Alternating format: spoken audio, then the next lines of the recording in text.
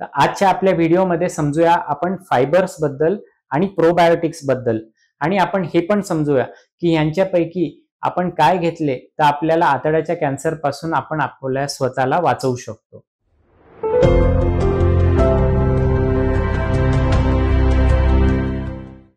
नमस्कार, मी डॉक्टर चिराग भिरोड. मी एक robotic cancer surgeon आहे. मी ज्युपिटर हॉस्पिटल पुण्यामध्ये प्रॅक्टिस करत आहे. तर सगळ्यात पहिले आपण समजूया गट मायक्रोबायोम म्हणजे काय. तर आपल्या आतड्यामध्ये मल्टिपल ऑर्गॅनिझम्स असतात जे मिलियन्स मध्ये असतात, आणि यांचं जे काम असतं ते असतं सगळ्यात पहिलं डायजेशन, दुसरं असतं काही विटॅमिन्स आहेत त्यांना ॲब्झॉर्ब करणं, तिसरं जे असतं की काही टॉक्सिन्स आहेत त्यांना आपल्या शरीराच्या बाहेर काढणं, आणि चौथं जे ते आपल्या आतड्याचे जे सेल्स असतात त्यांना सुरक्षित ठेवणं. तर हे जे गट मायक्रोबायोम आहेत याच्यामध्ये काही चांगले प्रकार पण असतात आणि काही खराब पण असतात, पण यांच्यामध्ये एक नॉर्मल बॅलन्स मेंटेन्ड असतो. जर याच्यातला बॅलन्स खराब झाला आणि जर वाईटवाले जे मायक्रोबायोम ऑर्गॅनिझम्स आहे ते जर वाढले तर आपल्याला आतड्याच्या कॅन्सरची रिस्क वाढून जाते. हे जे चांगले प्रकारचे ऑर्गॅनिझम्स असतात हे ब्युटिरेट, ॲसिटेट असे जे काही प्रोडक्ट्स आहेत ते बनवतात, जेणेकरून जे आपल्या आतड्याचे जे सेल्स असतात त्यांना एनर्जी प्राप्त होते आणि त्याच्यावर जी सूज असते म्हणजे जे इन्फ्लेमेशन असतं ते कमी होण्यात मदत करतं. तर फायबर्सचा आणि यांचा काय संबंध.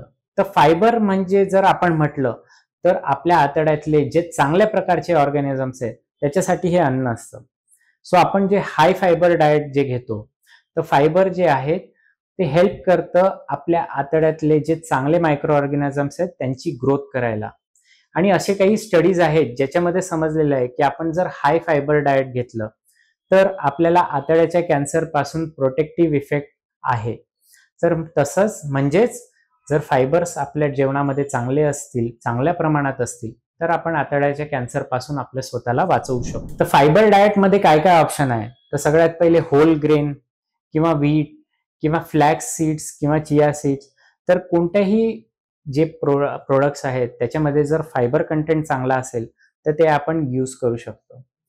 आता आपण बोलूया प्रोबायोटिक्स बद्दल. तर आपण खूप वेळेस खूप ऍड्स बघतो की हे प्रोबायोटिक्स घ्या किंवा हे ड्रिंक्स घ्या जेणेकरून तुमच्या जी आतड्याची हेल्थ आहे ती चांगली राहील.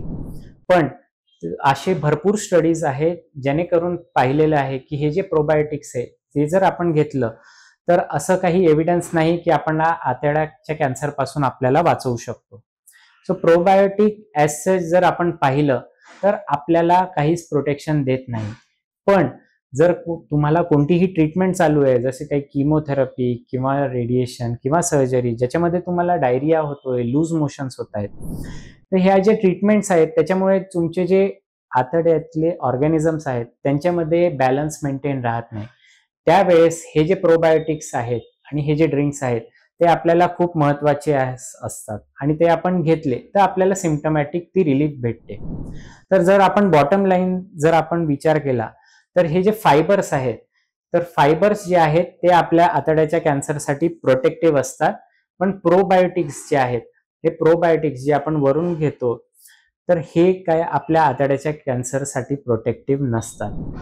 तर ही आपली माहिती होती रिलेटेड टू फायबर्स आणि प्रोबायोटिक्स आणि आतड्याच्या कॅन्सरचे संबंध. जर तुम्हाला याच्याशी रिलेटेड काहीही डाऊट असेल तर तुम्ही आम्हाला खाली कमेंटमध्ये विचारू शकता. थँक्यू.